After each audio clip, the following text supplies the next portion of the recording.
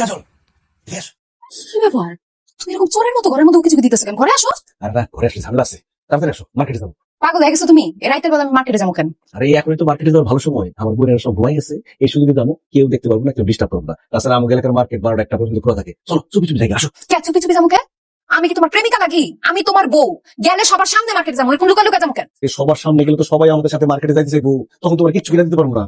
হ্যাঁ, সবাই তো যাইবই। তোমার বইনা যে তোমার মাথায় কাঁঠাল ভেঙ্গা খাইতেছে, এটা তো তুমি বুঝতেছো না। নিলে আমার সবার সামনে নিয়ে যাইতে হইব। এসব কথা মেজাজ খারাপ করে না তো, আমার ঘুমাইতেছে, ঘুমাইতে দাও। আচ্ছা আচ্ছা ঠিক আছে, মার্কেটে না গেলা, তোমার লিগে জিলাপি নিয়ে আসছি, খাও।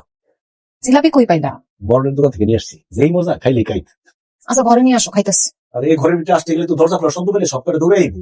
শোনো, এই যে তোমার যে লোকালিতে জিলাপি দিতেছি, এর মধ্যে কিন্তু একটা প্রেম প্রেম ভাব আছে। কেন, জীবনে মনে হয় কোনদিন প্রেম করো নাই বিয়ের আগে? সত্যি জীবনে কোনোদিন বিয়ের আগে প্রেম করিনি, এমন একটা প্রেম প্রেম ভাব পাইতেছি। আমার কিন্তু খাওয়াই দিত। আমি খাওয়া দিতে দেবো। তুমি না বলে প্রেম প্রেম ভাব চাও। ঠিক আছে, থাকো। কি করলি তোর এটা?